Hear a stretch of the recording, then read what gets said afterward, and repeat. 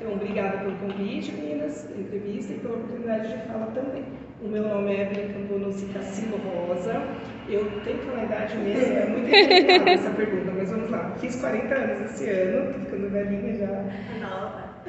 E a minha formação, eu sou formada em letras, tenho graduação também em pedagogia, fiz pós-graduação em gestão escolar e um mestrado em educação e formação de professores. A minha pesquisa, a minha dissertação é na área de trabalho em equipe e o trabalho colaborativo dentro das escolas. Vocês são minhas alunas e sabem disso, eu defendo muito a formação continuada de professores, porque é através dela que a gente consegue desconstruir o modelo de professor tradicional.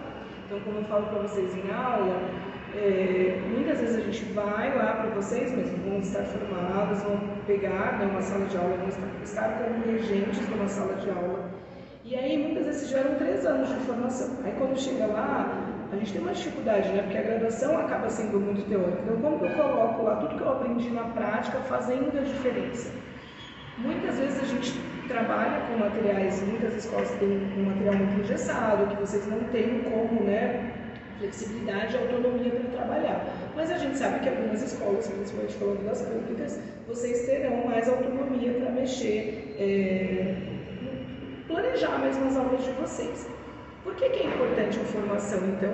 Porque às vezes a gente tem autonomia, a gente tem flexibilidade, uma gestão que apoia o professor, mas ainda assim a gente não sabe o como fazer. Então, se você tem um livro, você acaba repetindo, reproduzindo aquele modelo que você teve na sua formação básica inteira, né? Que é abrir o livro e vamos lá, dar o conteúdo e só fico lá naquela coisa de algo do conceitual e não trabalho as outras áreas que são o procedimento atitudinal. E essa mudança de postura, ela diz de um desenvolvimento de um saber, uma competência de ensinar. E isso a gente aprende desconstruindo, então, aquele modelo mais engessadinho, mais quadradinho e formando um novo profissional. Se a gente não tem essa formação, a gente não tem como desconstruir.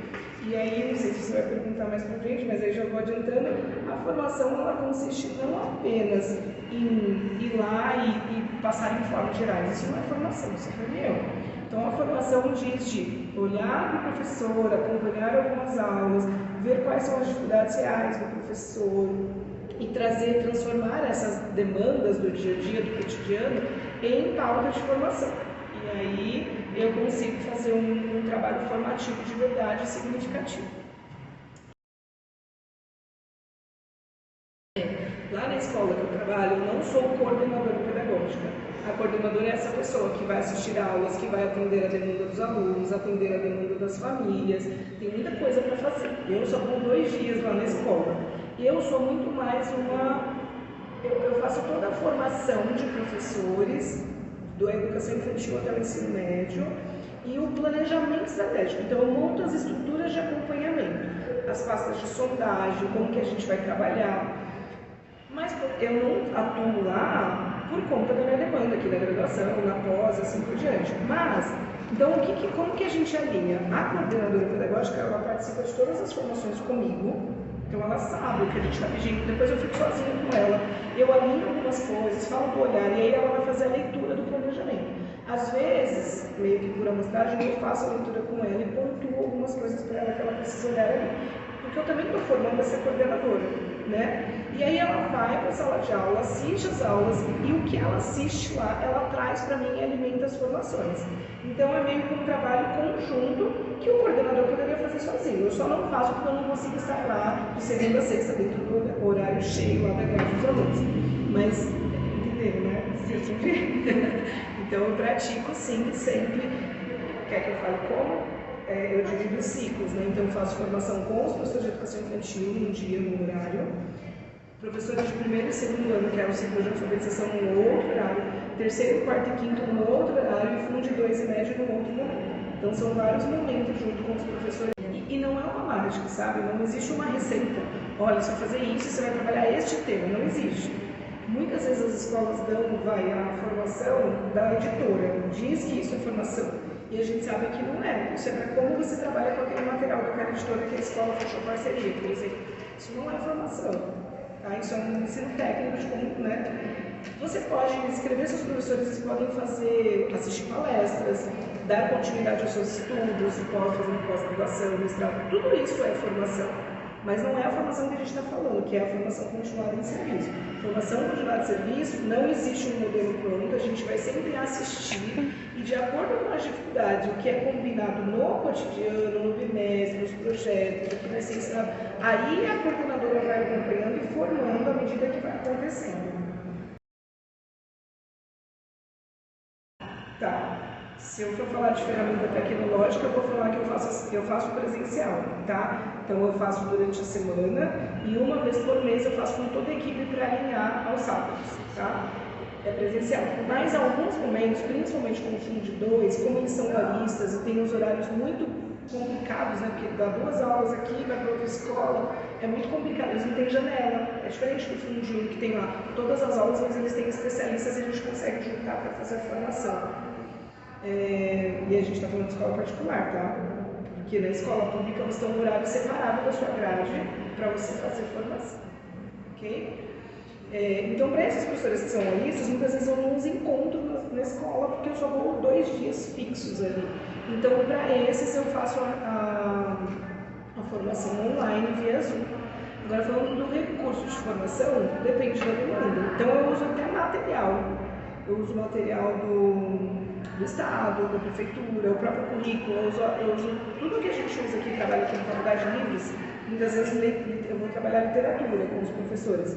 Então, às vezes, até os autores que eu trabalho aqui, assim, por exemplo, eu levo um trecho, alguma coisa que seja importante da fala dela para adequar lá. Então, eu uso artigo científico, eu uso livro, toda a literatura que está disponível e que eu estudo. E às vezes eu pesquiso também, né? Eu levo para a formação de professores. O diretor é uma figura pedagógica, né? Mas ele também é responsável, nós já estudamos isso, ele é responsável por 6 pilares da educação. Então, meio de comunicação, né? Comunicação, o RH, então, gerenciar equipe, gerenciar toda a parte administrativa, os recursos, patrimônio da escola, são muito... Ele é responsável por toda a escola. Legalmente, ele responde como última instância. Mas, na escola que nós trabalhamos, existe é uma escola particular, então ela não é totalmente democrática. Algumas decisões são totalmente dessa pessoa, mas existe alguns instrumentos de gestão que a gente coloca em prática. Então, tem reunião com os pais, tem um grêmio estudantil que está em construção, que ele não atua ainda totalmente democrático, sempre tem reuniões, ainda não está nesse formato, mas falando de gestão democrática, a gente tem algumas formas de fazer isso. Sobre o pedagógico, nós fazemos as reuniões de equipe, então nessa reunião de equipe participa a mantenedora da escola, a diretora-geral, todos os coordenadores e eu participo também. Então, tudo que acontece ao longo, o que está acontecendo, como que a gente está alinhando, como a gente está acompanhando a alfabetização, se a série está acompanhando as habilidades de acordo com a BNCC. Então, nesta reunião, a gente vai desenhando, vai apresentando tudo, como que está sendo, e aí ela vai copiando, ela sabe tudo que está acontecendo na escola. Ela não participa, as reuniões de equipe de sábado, normalmente ela participa.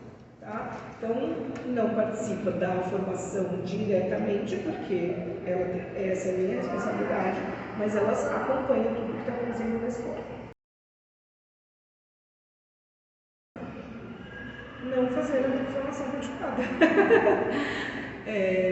Muitas vezes, o coordenador pedagógico quer ficar apagando incêndio na escola. Então, tudo que acontece de problema, ao invés de ele delegar para uma pessoa responsável por aquilo, por exemplo, tem muitos problemas que acontecem na sala de aula que o professor pode resolver sozinho, mas ele é tão centralizador que ele acaba pegando todos os problemas e querendo resolver tudo, porque ele não confia, não confia na equipe, né?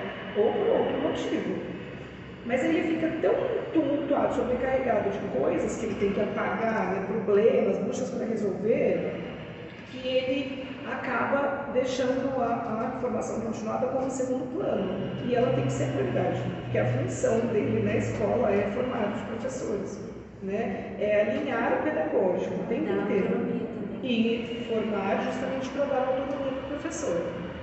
Se ele não tem uma agenda Porque, por exemplo, de quarta e quinta-feira que eu estou na escola, ninguém me tira da formação. Não sei que alguém aconteça um acidente, né? Naquele dia eu estou em formação. Então, naquele dia eu não vou atender famílias. Por isso que é importante que o coordenador ele tenha uma agenda que, assim, olha, família quer fazer reunião, eu faço, mas eu tenho essa agenda para famílias. A família também tem que ser adequada, porque também tem uma rotina na escola, a não ser que seja uma coisa muito urgente, mas a formação sempre tem que ser prioridade. Mas ele não.